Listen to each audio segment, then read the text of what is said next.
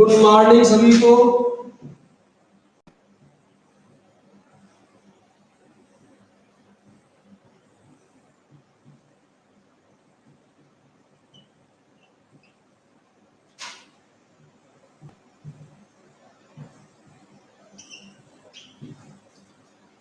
कल आपने पढ़ा था इलेक्ट्रोड पोटेंशियल।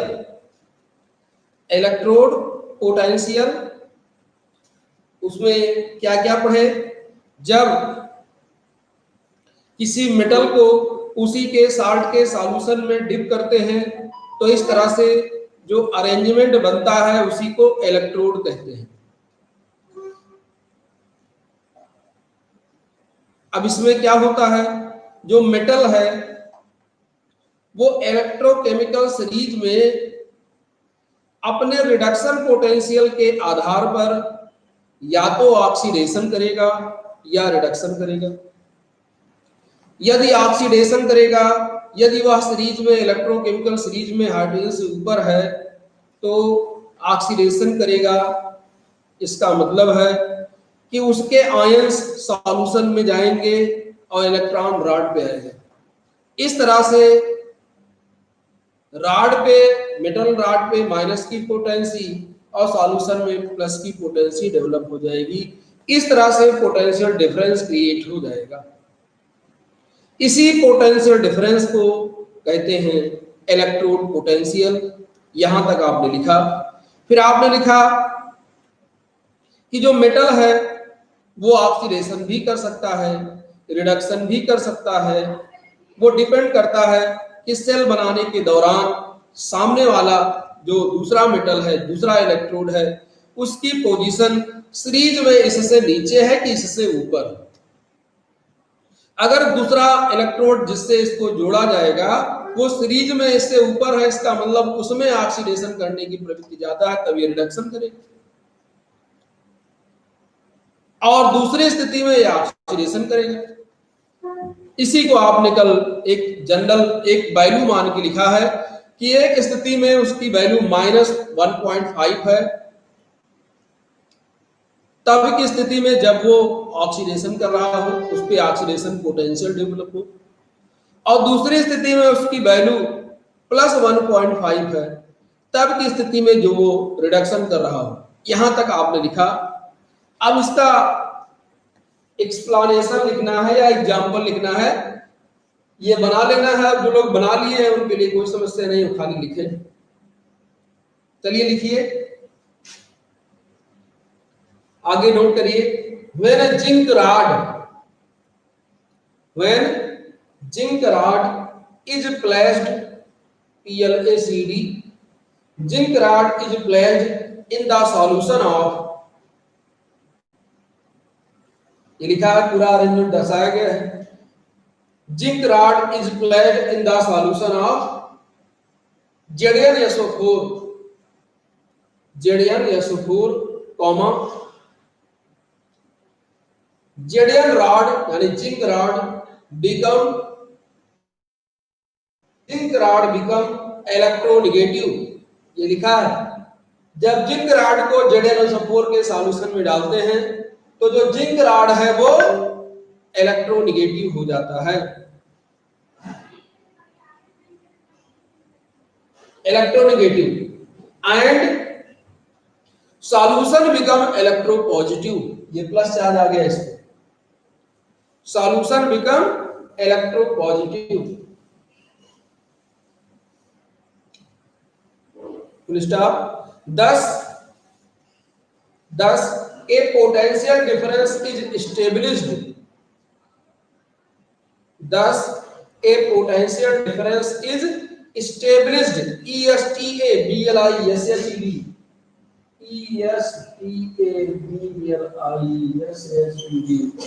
Establish माने स्थापित होना।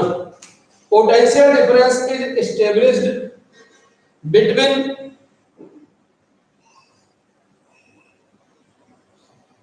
metal rod and solution.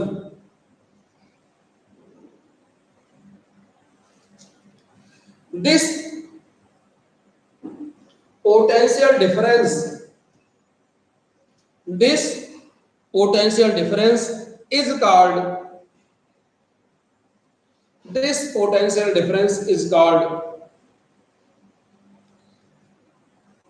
Electrode potential of zinc electrode.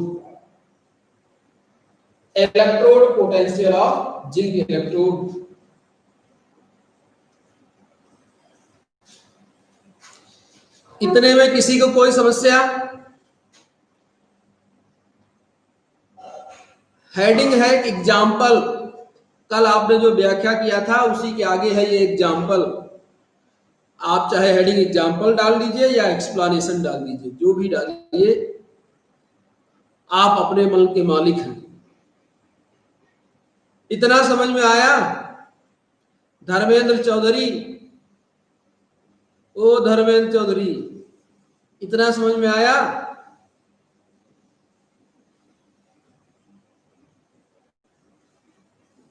Kashish Srivastava, no sir. क्या नो सर? क्या नहीं समझ में आया? बताएं फिर से कि कुछ और नो सर है? नो सर में भी तो नहीं समझ में आता। कशिश कहां गई? कशिश फिर से बताएं। कशिश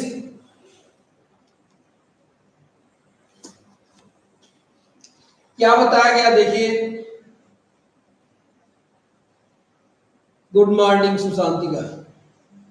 कशिश बताओ भाई।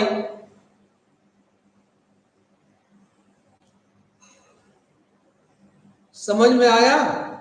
अच्छा, नहीं समझ में आया, फिर से सुनो। कल नहीं क्लास ली थी, इसका मतलब क्या है? देखो, जब किसी मेटल को उसी के साल्ट के सॉल्यूशन में डालते हैं, डुबोते हैं,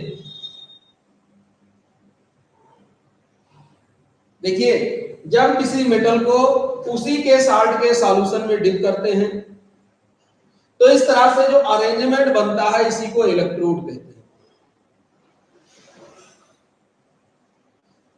हेडिंग है, हेडिंग में चाहे आप एग्जांपल लिख लीजिए या एक्सप्लेनेशन ही लिख लीजिए। चलिए देखिए, जब किसी मेटल को उसी के साल्ट के सॉल्यूशन में डालते हैं तो इस तरह से ये जो बनता है अरेंजमेंट, इसी को इलेक्ट्रोड कहा जाता है।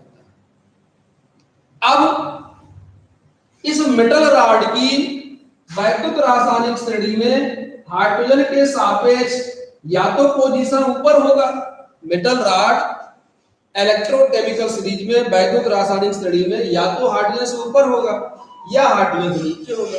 अब आप जानते हैं अगर हाइड्रोजन से ऊपर होगा तो इसके E0 की वैल्यू निगेटिव होगी, माइनस में होगा, ये सब आपको पता है। और अगर मेटल रॉड जो लिया गया है उसकी पोजीशन हाइड्रोजन के नीचे है तो उसके E0 की वैल्यू पॉजिटिव होगी, ये आप जानते हैं। अगर नेगेटिव वैल्यू है तो इसका मतलब क्या हुआ? आपने वैद्युत रासायनिक श्रेणी में पढ़ा है कि हाइड्रोजन के ऊपर जो एलिमेंट होते हैं उनके रिडक्शन पोटेंशियल का मान कम होता है या नेगेटिव होता है, इसलिए वो रिडक्शन नहीं बल्कि ऑक्सीडेशन करने की प्रवृत्ति रखते हैं। और जो हाइड्रोजन के नीचे होते हैं उनके रिडक्शन पोटेंशियल का मान ज्यादा होता है, इसलिए वो रिडक्शन करने की प्रवृत्ति रखते हैं। इसका मतलब अगर मेटल रॉड हाइड्रोजन के ऊपर है तो ये क्या करेगा? ऑक्सीडेशन करेगा। और अगर हाइड्रोजन के नीचे है तो क्या करेगा? रिडक्शन करेगा।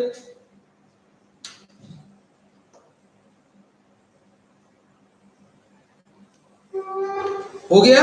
अब देखिए, अब हम जानते हैं जिंक जो है वो वैद्युत रासायनिक श्रेणी में हाइड्रोजन से ऊपर है, इलेक्ट्रोकेमिकल सीरीज में हाइड्रोजन से ऊपर है। अगर हाइड्रोजन से ऊपर है तो फिर ये क्या करेगा? ऑक्सीडेशन करेगा। ऑक्सीडेशन क्या होता है? इलेक्ट्रॉन के त्यागने को ऑक्सीकरण कहते हैं। इससे संबंधित हमने हार्स केमिस्ट्री क्लासेस में कई वीडियो डाले हैं, उसको आप देख सकते हैं पब्लिक मोड में। तो हाइड्रोजन के ऊपर है तो ऑक्सीडेशन करेगा, तो ये बन जाएगा Zn2 प्लस और 2 इलेक्ट्रॉन, Zn2 प्लस और 2 इलेक्ट्रॉन। अब देखिए, अब जिस जिंक रॉड को जिंक सल्फेट सॉल्यूशन में डाला गया तो डालने पर क्या हुआ? इसके रिडक्शन पोटेंशियल का मान कम है, इसलिए इसमें ऑक्सीडेशन करने की प्रवृत्ति है, यानी इलेक्ट्रॉन त्यागने की प्रवृत्ति है। तो ये इलेक्ट्रॉन को त्याग कर इस तरह से ऑक्सीडेशन करने लगा। ये देखिए नीचे लिखा, ऑक्सीडेशन किया तो क्या बना, Zn2 प्लस आयन और 2 इलेक्ट्रॉन बने। इलेक्ट्रॉन कहां जाएंगे, इलेक्ट्रॉन कहां जाएंगे, वो मेटल रॉड पे जाएंगे। इलेक्ट्रॉन चले गए मेटल रॉड पे, आयन कहां जाएगा, सॉल्यूशन में चला गया।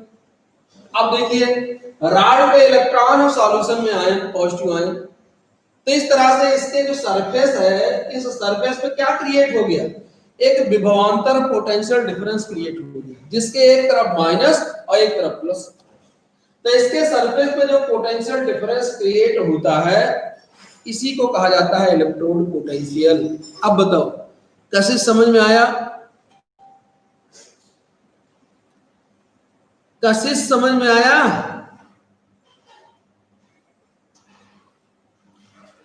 आगे बढ़े,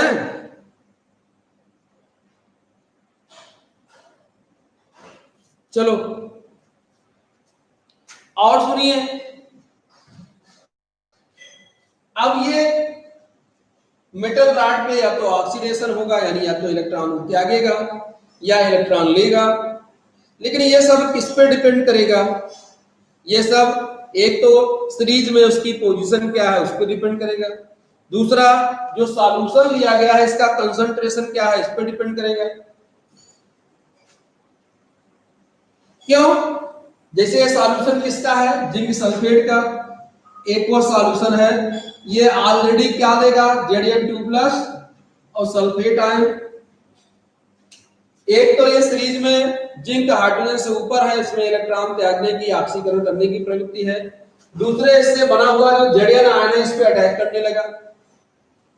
क्यों अटैक करने लगा, ताकि उससे अपोजिट आयन निकले। तो एक तो Zn आयन जो पहले से इसमें है वो उस पे अटैक करके, sorry sulphate ion, sulphate ion जो ऑलरेडी इसमें है जिंक सल्फेट की फॉर्म में, वो इससे Zn आयन को लेने लगा ताकि उसको आसानी से Zn मिल जाए। और जैसे Zn आएगा तैसे इलेक्ट्रॉन भी आएगा। इस तरह से सॉल्यूशन में Zn हो जाएगा, रॉड में इलेक्ट्रॉन हो जाएगा, विभवांतर क्रिएट हो जाएगा। तो अगले लाइन से थोड़ा सा नोट करें, अगले लाइन से, electrode potential depend upon, electrode potential depend upon nature of metal, nature of metal, comma concentration of metal, metal ion, nature of metal, concentration of metal ion in solution, nature of metal, concentration of metal ion in solution, temperature, temperature and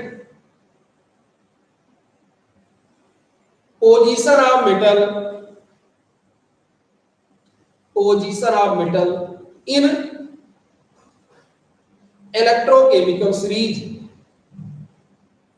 position of metal in electrochemical series। तो ये हो गया electrode potential. Important short note है, important इसलिए कि electrochemical series और electrode potential, इन दोनों का शॉर्ट नोट फिजिकल में भी है और इनऑर्गेनिक में भी है। तो इंपॉर्टेंट इसलिए कि कहीं ना कहीं इसका शॉर्ट नोट आपको मिल जाएगा, चाहे फिजिकल में मिल जाए और चाहे इनऑर्गेनिक में मिल जाए। इनऑर्गेनिक में भी आपको इलेक्ट्रोकेमिकल सीरीज पढ़ना है, फिजिकल में भी पढ़ना है। तो समझ में आया, आगे बढ़े, बताइए।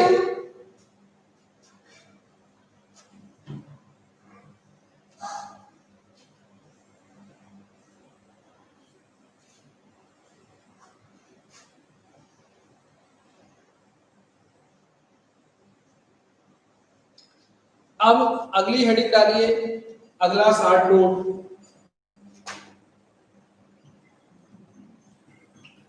लेटिमर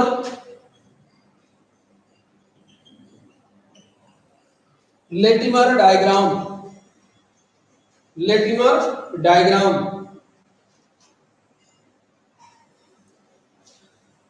लेटिमर डायग्राम आप लिखिएगा नहीं, थोड़ा एक डायग्राम, एक अरेंजमेंट सेट करते हैं।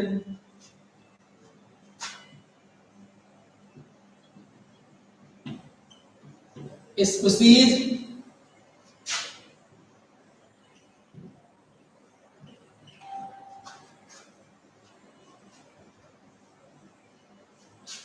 Chromium 3+ charge,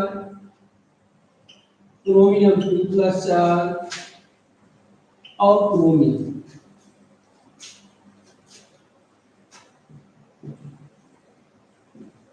oxidation state. इसमें अगर क्रोमियम का ऑक्सीडेशन स्टेट आप निकालेंगे तो क्रोमियम का ऑक्सीडेशन स्टेट 6 आएगा। चाहे तो आप अलग निकाल के देख लें। देखिए, मान लिया क्रोमियम का ऑक्सीडेशन स्टेट x है, तो 2 क्रोमियम है तो ये हो गया 2x प्लस 7 ऑक्सीजन है और प्रत्येक ऑक्सीजन का ऑक्सीडेशन नंबर -2 होता है। पूरे पे चार्ज 2 है, ये -2, ये आएगा 2x इक्वल टू, ये 7 गुना 14 उधर जाएगा, -2 और प्लस 14, तो ये x बराबर क्या आ जाएगा +6। इसमें इस स्पीसीज में डाइक्रोमेट आयन में क्रोमियम का ऑक्सीडेशन स्टेट 6 है, इसका 3 है, इसका 2 है, ऊपर दिख रहा है।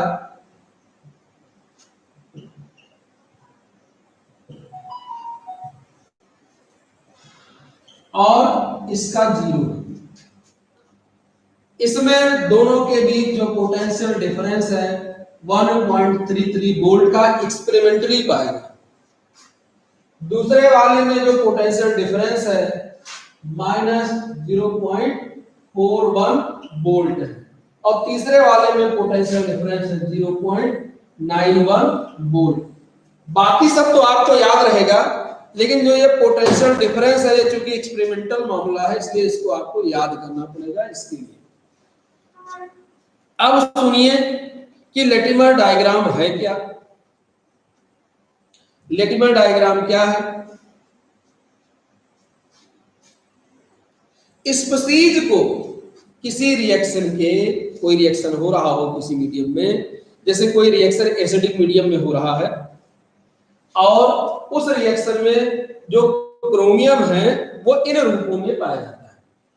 किसी मीडियम में कोई रिएक्शन हो रहा है और उसमें एसिडिक मीडियम में, और उसमें क्रोमियम इस फॉर्म में पाया गया, डाइक्रोमेट आयन के रूप में उसमें है, क्रोमियम 3+ आयन के रूप में है, 2+ आयन के रूप में है और क्रोमियम आइटम के रूप में है, यानी मेटल के रूप में। अब लेटिमर डायग्राम क्या है? अगर स्पीसीज को, जो रिएक्शन है उसके स्पीसीज को left to right oxidation number के घटते क्रम में अरेंज करें, left to right oxidation number के घटते क्रम में अरेंज करें,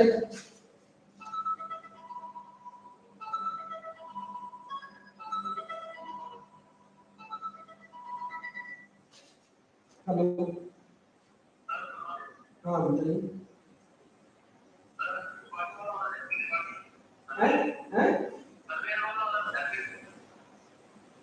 हाँ बताओ, हाँ बताइए भैया। हाँ थैंक यू, पढ़ा रहे हैं बेटा, अभी थोड़ी देर बाद बात करते हैं। ठीक, थैंक यू।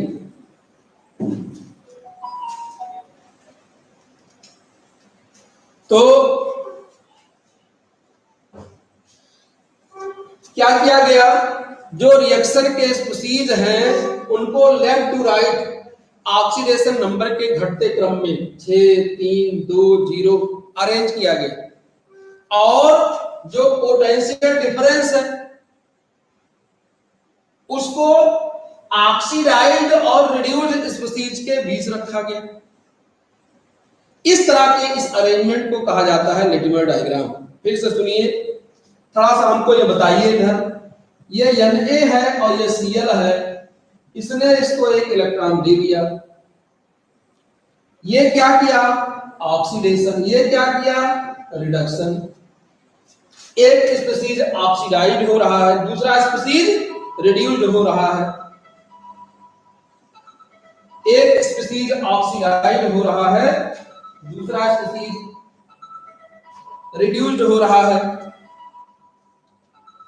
और देखिए, अब ऑक्सीडाइड और रिड्यूस्ड स्पीशीज के बीच एक पोटेंशियल डिफरेंस होगा। आप पोटेंशियल डिफरेंस कैसे निकालते हैं? सेल का निकाले होंगे, तमाम जगह आपने पढ़ा है। तो इसमें क्या होगा? इसमें ऑक्सीडेशन करने की पोटेंसी होगी। आप जानते हैं सीरीज में हाइड्रोजन से ऊपर सोडियम होता है, क्लोरीन सीरीज में हाइड्रोजन से नीचे होता है। अब दोनों का आप क्या निकालेंगे? पोटेंशियल डिफरेंस निकालेंगे। तो जो पोटेंशियल डिफरेंस आएगा वो यहां नोट किया गया। मान लो यहाँ Na है, यहाँ Cl है। एक में इलेक्ट्रॉन देने की प्रवृत्ति है, दूसरे में इलेक्ट्रॉन लेने की प्रवृत्ति है। नीचे इसलिए सिंपल वाला लिख दिया। एक ऑक्सीडेशन करेगा, दूसरा रिडक्शन करेगा। एक सीरीज में हाइड्रोजन से ऊपर है, एक सीरीज में हाइड्रोजन से नीचे है। अब ये कितना इलेक्ट्रॉन ग्रहण करेगा, ये इनके डिफरेंस पे, पोटेंशियल डिफरेंस पे डिपेंड करेगा। तो वो पोटेंशियल डिफरेंस कितना आता है वो यहां पे लिख दिया गया। अगर यहां मान लिया सोडियम होता, यहां क्लोरीन होता, तो ऐसे ही इसको समझिए। यहां देखिए क्रोमियम का ऑक्सीडेशन स्टेट यहां लिख दे। क्रोमियम का ऑक्सीडेशन स्टेट +6 है और ये क्रोमियम का ऑक्सीडेशन स्टेट +3 है। तो बताइए +6 ऑक्सीडेशन स्टेट +3 में कैसे बदलेगा? इलेक्ट्रॉन लेगा कि नहीं लेगा? +6 वाला +3 में बदलेगा। तो कैसे बदलेगा? ये क्या करेगा? ये इलेक्ट्रॉन को ग्रहण करेगा, तभी तो +3 में लाएगा। अब इसका मतलब ये इलेक्ट्रॉन दे रहा है तो ये रिड्यूस हो रहा है। ये हुआ रिड्यूस होकर के इसमें आया। तो इस तरह से ऑक्सीडाइज्ड और रिड्यूस्ड स्पीशीज के बीच, ऑक्सीडाइज्ड और रिड्यूस्ड स्पीशीज के बीच जो उसका पोटेंशियल डिफरेंस होता है वो लिखा जाता है। अब सिंपल वे में सुनिए पूरी कहानी। लेटमर डायग्राम क्या है? जब हम किसी रिएक्शन के स्पीशीज को left to right oxidation number के घटते क्रम में अरेंज करते हैं, ऑक्सीडेशन नंबर के घटते क्रम में अरेंज करते हैं, तो एक सीरीज प्राप्त होती है। इसी सीरीज को कहा जाता है Latimer diagram. Neha Singh, sir electron लेगा? हाँ सही है। चलो तो समझ में आया लेटिमर डायग्राम क्या है। जब हम रिएक्शन स्पीशीज को लेफ्ट टू राइट उनके ऑक्सीकरण संख्या के घटते क्रम में लिखते हैं तो एक सीरीज प्राप्त होती है। इसी सीरीज को कहा जाता है लेटिमर डायग्राम। समझ में आया? बताओ भाई, फिर से सुनो। जब हम रिएक्शन स्पीशीज को left to right oxidation number के घटते क्रम में अरेंज करते हैं और ऑक्सीडाइज्ड और रिड्यूस्ड स्पीशीज के बीच पोटेंशियल डिफरेंस लिखते हैं, तो इस तरह से हमको एक सीरीज प्राप्त हो जाती है। इसी सीरीज को कहते हैं लेटिमर डायग्राम। नोट करें, नोट करिए।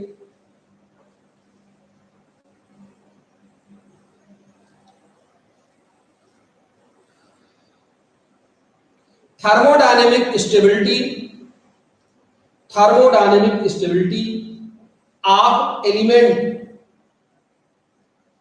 thermodynamic stability of element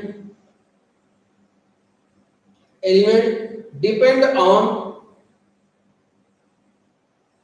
thermodynamic stability of element depend on their oxidation state,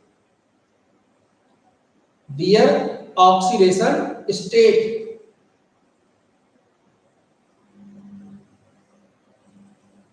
It is represented by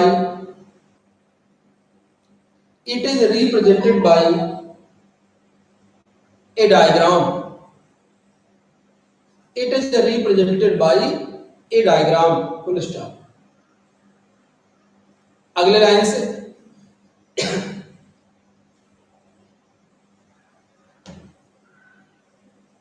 the species of element, अगले लाइन से नोट करें, the species of element having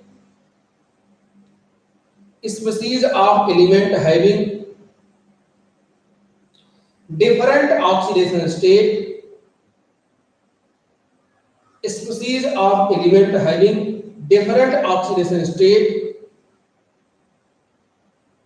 are arranged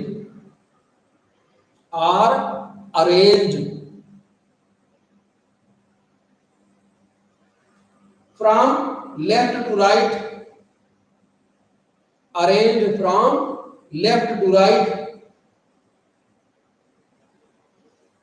in a decreasing order, in decreasing order of oxidation number,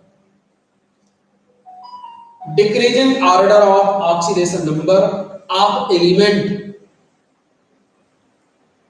decreasing order of oxidation number of element, and value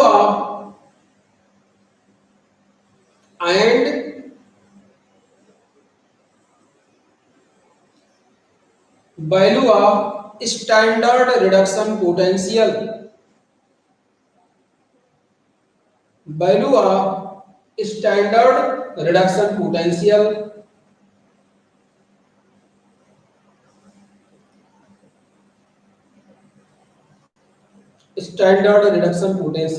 are placed between oxidized and reduced species,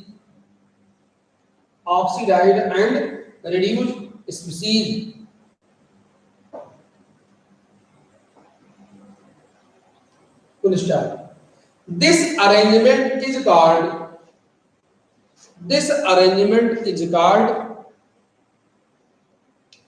Latimer diagram. This arrangement is called Latimer diagram.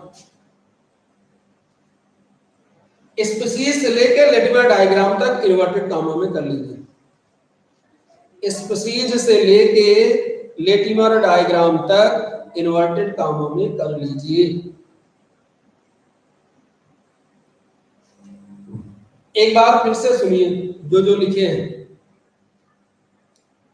क्या लिखे हैं? Species of element having different oxidation state are arranged from left to right in a decreasing order of oxidation number of element. यही तो है element का जो species है,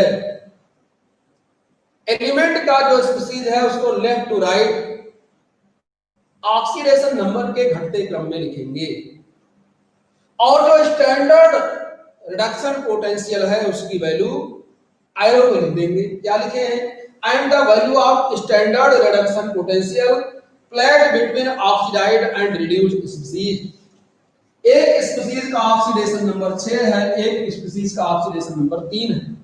इसको देखने से क्या लगता है 6 से 3 हो गया, इसका मतलब इसने इलेक्ट्रॉन ग्रहण किया, तो एक का ऑक्सीडेशन हुआ दूसरे का रिडक्शन हुआ और जो स्टैंडर्ड रिडक्शन पोटेंशियल की वैल्यू है उसको ऑक्सीडाइज्ड और रिड्यूस्ड स्पीसीज के बीच में रख दिया गया। अब अगले लाइन से लिखे एग्जांपल। अब लेटिमर डायग्राम में ये वैल्यू एक रखना पड़ेगा, एक आपको करके देना है, ये एक्सपेरिमेंटल वैल्यू। एग्जांपल में लिखे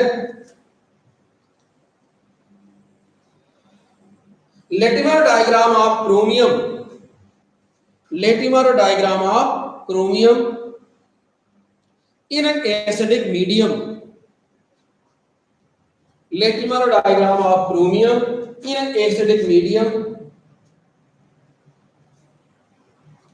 is shown below.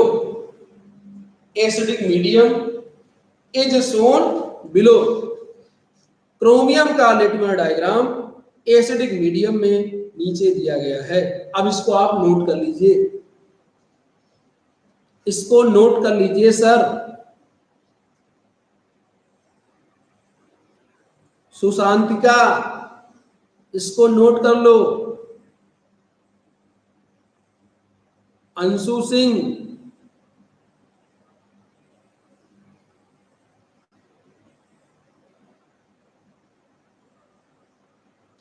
Sir first line फिर से बोल दीजिए। कौन फर्स्ट लाइन बोल दे? लिखिए, देखिए first line. The Latimer diagram of chromium, the Latimer diagram of chromium in acidic medium, Latimer diagram of chromium in acidic medium is shown below,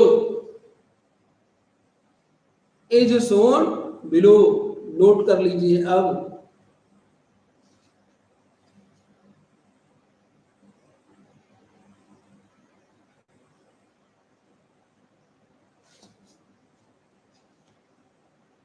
heading है Latimer diagram, LATIMER, Latimer diagram.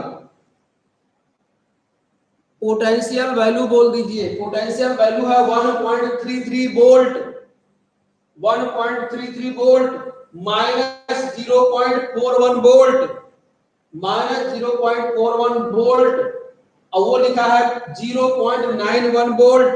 कुछ नहीं लिखा है, इसका मतलब plus होगा। 0.91 volt. और हो गया सर। स्नेहा गुप्ता हुआ, स्नेहा गुप्ता,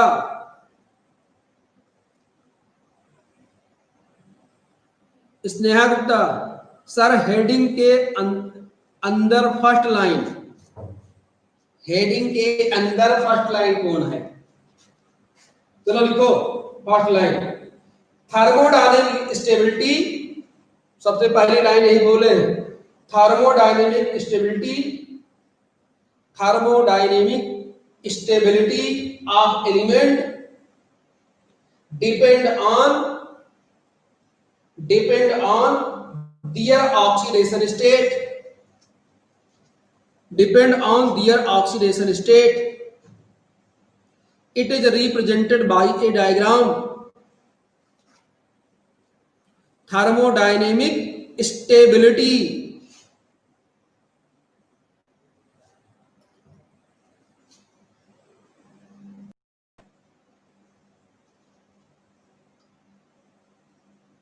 हाँ, माइनस 0.41 वोल्ट आया है। कैसे होगा नहीं, ये पोटेंशियल डिफरेंस निकाला गया है। आपने इंटर से एक फार्मूला पढ़ा है, ई सेल बराबर ई कैथोड माइनस ई एनोड, ई कैथोड माइनस ई एनोड, ये आपने एक फार्मूला पढ़ा है। अब इन दोनों में एक कैथोड का काम करेगा और एक एनोड का काम करेगा। इसका रिडक्शन पोटेंशियल कितना होता है, इसका रिडक्शन पोटेंशियल उस मीडियम में कितना होता है, उसका जब डिफरेंस निकाला गया तो फिर इतना आया। गौरव पटेल, समझ में आई बात? ये जो वैल्यू लिखा है, हमने पहले ही कहा ये एक्सपेरिमेंटल वैल्यू है। इसका रिडक्शन पोटेंशियल कितना है उस एसिडिक मीडियम में, और इसका रिडक्शन पोटेंशियल उस एसिडिक मीडियम में कितना है, दोनों का डिफरेंस निकाला गया है तो इतना आया है। इसलिए हमने शुरू में कहा है कि एक लाइन ये जो वैल्यू है आपको रटना पड़ेगा, क्योंकि आप प्रयोग थोड़ा कर रहे हैं सामने कि लेके बैठे हैं, एक्सपेरिमेंटल वैल्यू है ये।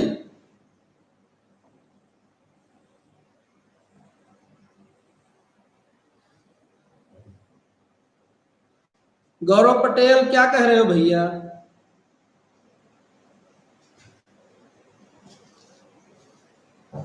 क्या पॉजिटिव है? पॉजिटिव का भी रिडक्शन पोटेंशियल निगेटिव में ही होता है। ऊपर जो आयंस है Fe2 प्लस या Fe3 प्लस जो भी वैल्यू रहेगी उसका भी निगेटिव हो सकता है। इसलिए देखिए शुरू के परिभाषा में आपने लिखा है कि एक ही मेटल कैसे मीडियम में है, सामने वाला इलेक्ट्रोड कैसा है, उसके आधार पर वो ऑक्सीडेशन कर सकता है या रिडक्शन कर सकता है।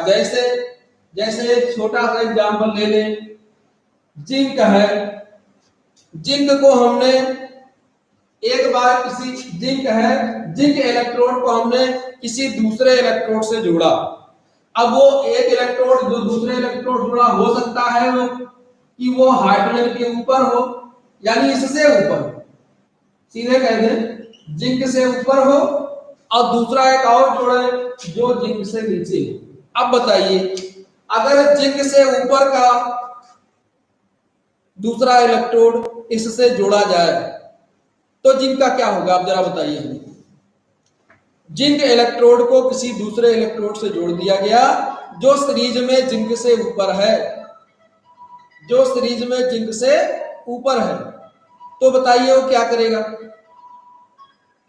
तो जिंक क्या करेगा, ऑक्सीडेशन की रिडक्शन। गौरव पटेल,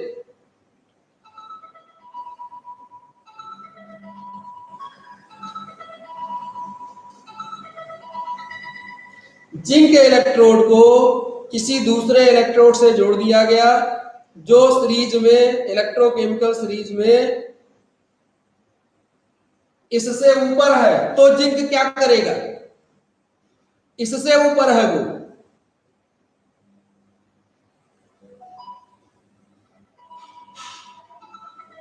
रिडक्शन करेगा।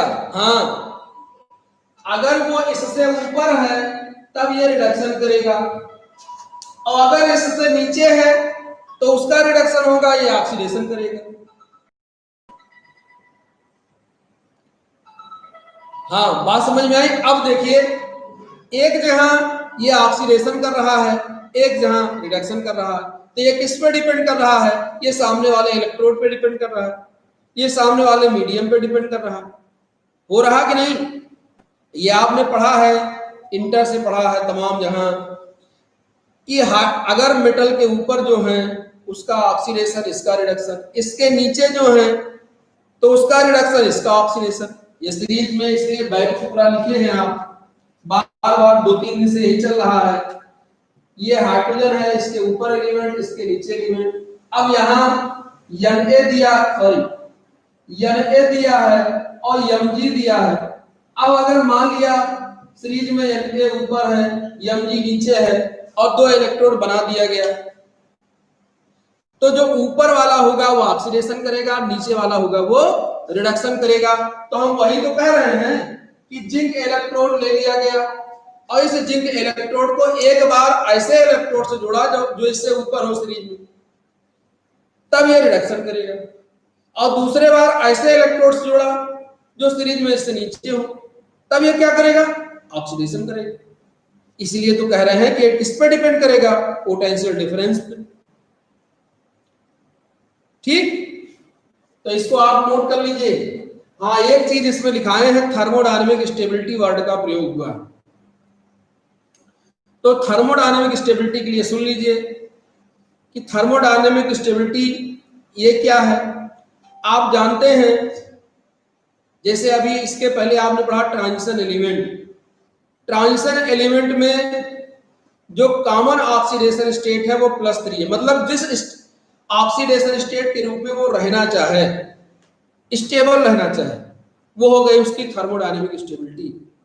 और तमाम ऑक्सीडेशन स्टेट आपने अनस्टेबल ऑक्सीडेशन स्टेट दर्शाया, मतलब वो अनस्टेबल है, वो थोड़ा भी टेम्परेचर मिलेगा तो उस फॉर्म में वो डिस्ट्रॉय हो जाएगी।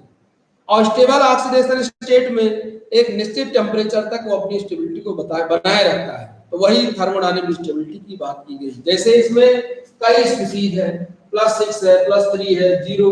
अब जैसे इसमें आप देखिए, क्या 0 ऑक्सीडेशन स्टेट के रूप में क्रोमियम स्टेबल होगा? क्रोमियम इलेक्ट्रोपॉजिटिव मेटल है, सीरीज में हाइड्रोजन से ऊपर है, तो क्या 0 ऑक्सीडेशन स्टेट के रूप में ये स्टेबल होगा? इसमें क्या प्रवृत्ति है, बोलो भैया। मेटल है, सीरीज में हाइड्रोजन से ऊपर है, तो क्या 0 ऑक्सीडेशन स्टेट में स्टेबल होगा? नहीं होगा। क्यों नहीं होगा? क्योंकि ये मेटल है, हाइड्रोजन से ऊपर है, इसमें इलेक्ट्रॉन त्यागने की प्रवृत्ति है, इलेक्ट्रॉन त्याग कर ये आयन के रूप में स्टेबल होगा। अब उसमें भी कई आयन बन रहे हैं, तो कुछ आयन की स्टेबिलिटी ज्यादा होगी और कुछ आयन की स्टेबिलिटी कम होगी, बस यही बात है। जैसे आप फ्लोरीन की बात करिए, फ्लोरीन की, या सीधे चलिए क्लोरीन की बात करते हैं, तो क्लोरीन इलेक्ट्रोनेगेटिव एलिमेंट है, ये ज्यादा स्टेबिलिटी कब प्राप्त करेगा? इलेक्ट्रॉन लेके कि इलेक्ट्रॉन देके? बताओ भैया। क्लोरीन की बात करें तो क्लोरीन इलेक्ट्रॉन लेके स्टेबल कि इलेक्ट्रॉन देके स्टेबल? ज्यादा स्टेबल किसमें? गेन करके। बस सीधी सीधी बात यही है। अब बात समझ में आई कि किसी को और कोई कंफ्यूजन है स्टेबिलिटी वर्ड पे?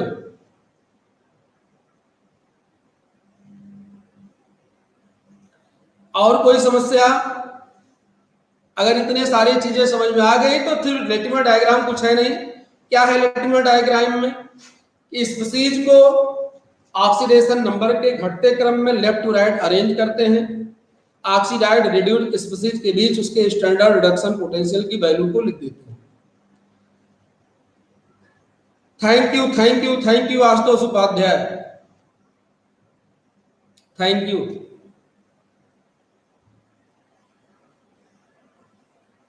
अगर Na और Mg दोनों लिया जाए तो Na ऑक्सीडाइज होगा, Mg रिड्यूस होगा। Na ऑक्सीडेशन करेगा, Mg रिडक्शन करेगा। हालांकि ऐसा होगा नहीं, मतलब ऐसा इलेक्ट्रोड नहीं बन सकता, क्योंकि आप जानते हैं सॉल्यूशन जब बनाएंगे तो सोडियम वाटर में क्या होगा? रिएक्शन कर जाएगा। हमने ऐसे ही बोल दिया केवल आपको समझाने के लिए। सभी को थैंक यू, सभी को थैंक यू।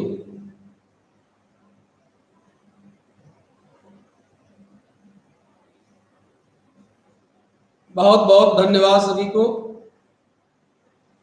ऐसे ही आशीर्वाद और प्यार बनाए रखिए। Thank you.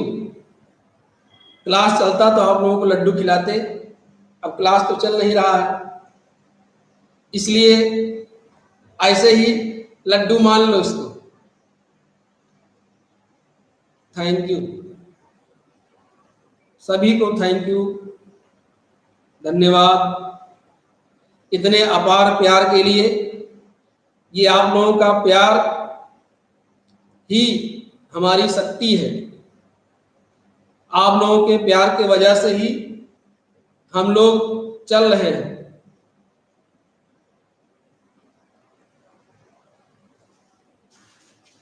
तो ये सब आपका अपार प्यार है, जिसके लिए बहुत बहुत धन्यवाद। तो बेटा ये समझ में आया कि नहीं? सारी चीजें आप, हाँ हैप्पी बर्थडे हो गया, धन्यवाद धन्यवाद सभी को। अगले ईयर डबल पार्टी, हाँ बिल्कुल सही, अगले ईयर डबल पार्टी। ईश्वर सभी को स्वस्थ रखे, मस्त रखे, अगले ईयर डबल पार्टी।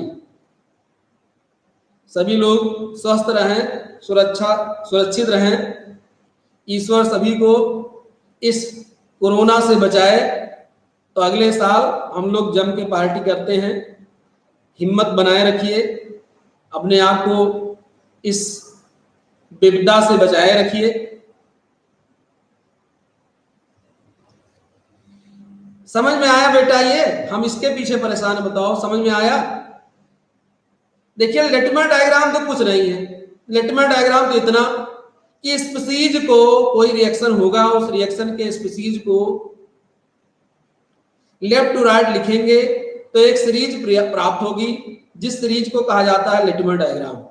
और क्या लिखे हैं? एक स्पीसीज ऑक्सीडाइज होगा, दूसरा रिड्यूस होगा, दोनों के बीच उसके जो पोटेंशियल डिफरेंस है उसकी वैल्यू लिखी गई है। अभी आपने ही कहा कि सीरीज में कोई एलिमेंट ऊपर है, कोई, इतने नहीं, आपने तो सीरीज में देखा है, आपने सीरीज में देखा है। ये बताओ क्या Fe2 प्लस और Fe3 प्लस, क्या Fe2 प्लस और Fe3 प्लस इन दोनों का रिडक्शन पोटेंशियल सेम होगा? Fe2 प्लस और Fe3 प्लस दोनों का रिडक्शन पोटेंशियल सेम होगा? नहीं होगा। आप जाके सीरीज में देखिए, एक पहुंच गया हाइड्रोजन के नीचे, एक पहुंच गया हाइड्रोजन के ऊपर। अब बताइए अगर आयरन का कोई रिएक्शन हो रहा हो और उसमें ये तीन बन रहे हो, Fe, Fe2 और Fe3, ये तीनों बन रहे हो, तो Fe क्या करेगा, इलेक्ट्रॉन देने की प्रवृत्ति रखता है, Fe2+ बदल जाएगा। अब Fe2+ एक और इलेक्ट्रॉन दे सकता है, Fe3+ बदल जाएगा। अब देखिए जो Fe3+ है इसका रिडक्शन पोटेंशियल सबसे ज्यादा, Fe3+ का रिडक्शन पोटेंशियल सबसे ज्यादा है, Fe2+ का उससे कम और Fe का सबसे कम। तो मेटल, अब जरा बताओ मेटल स्टेबल कब होगा, मेटल स्टेबल कब हो, कोई मेटल बताइए, समझ के बताइए, कोई मेटल स्टेबल कब होगा, जब उसका रिडक्शन पोटेंशियल माइनस में हो, यानी कम हो या ज्यादा। अगर कम होगा तो ऑक्सीडेशन करने की प्रवृत्ति होगी, ज्यादा होगा रिडक्शन करने की प्रवृत्ति होगी। मेटल में प्रवृत्ति क्या होती है, ऑक्सीडेशन करने की। तो मेटल के अगर रिडक्शन पोटेंशियल का वैल्यू कम है, यानी निगेटिव में जा रहा है, तो वो स्टेबल होगा, और पॉजिटिव में जा रहा है तो वो अनस्टेबल होगा, क्योंकि मेटल में इलेक्ट्रॉन लेने की प्रवृत्ति थोड़ी होती है, मेटल में इलेक्ट्रॉन देने की प्रवृत्ति होती है। तो ये है, सही है। अब तो लग रहा समझ में आ गया होगा। एक बार और पढ़िए, इसको पढ़ लीजिएगा, फिर हम बता देंगे, कोई लाइन गड़बड़ नहीं होनी चाहिए, एक एक लाइन समझाएंगे। किसी को भी दिक्कत होगी तो उस लाइन को हम पूरा बताएंगे। अब थोड़ा आगे और लिखिए, this diagram is also known as, this diagram is also known as EMF diagram. This diagram is also known as EMF diagram. इस डायग्राम को EMF डायग्राम भी कहते हैं।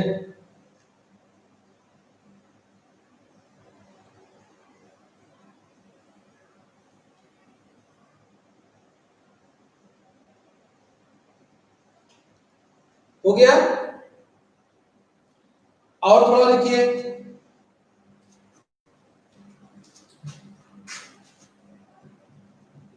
E not A, E not B and E not N, E not A, E not B and E not N। ये हो गया standard reduction potential of acidic medium, standard reduction potential of basic medium, standard reduction potential of neutral medium. लिखिए लिखिए, E not A, E not B and E not N, E not A, E not B and E not N denote the value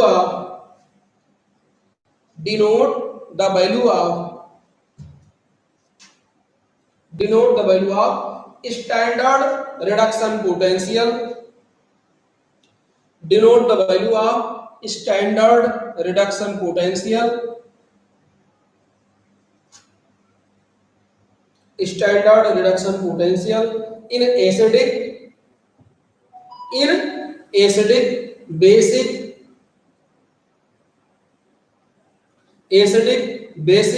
and neutral medium, acidic, basic and neutral medium respectively, acidic, basic and neutral medium respectively।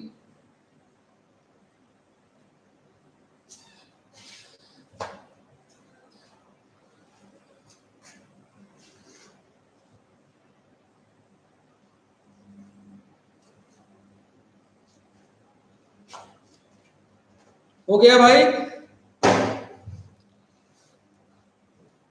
Note हो गया।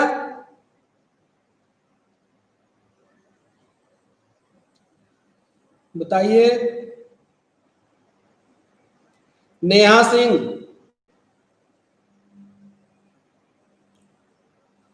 Yes sir. इसको एक बार पढ़ लीजिएगा बेटा। अब और सुन लो, आप जब अंसाल पेपर देखेंगे तो उसमें ये सब डायग्राम नहीं लिखा है, लेकिन जब पेपर देखेंगे तो पेपर में लगातार कोई ना कोई इससे पूछा जाता है, इसलिए हर साल हम लिखाते हैं और कुछ ना कुछ इससे जरूर आता है। अंसाल के हिसाब से जो सिलेबस है उसमें नाम नहीं दिया गया, पहले था बाद में हटा दिया गया, लेकिन क्वेश्चन बराबर आता है, इसलिए उसके हिसाब से आपको हम करा रहे हैं। सही है? तैयारी चल रही है? तैयारी चल रही, तीसरा चैप्टर चल रहा है, देख लो, तीसरा चैप्टर चल रहा है। और कोई भी चैप्टर पिछले साल से देखेंगे तो बेटर ही है, ऐसा नहीं कि ऑनलाइन की वजह से जरा सा भी इसमें हम कम करा रहे हैं। तो ठीक है, फर्स्ट ईयर वालों को सूचित करिए। सभी को फिर से एक बार बहुत बहुत धन्यवाद।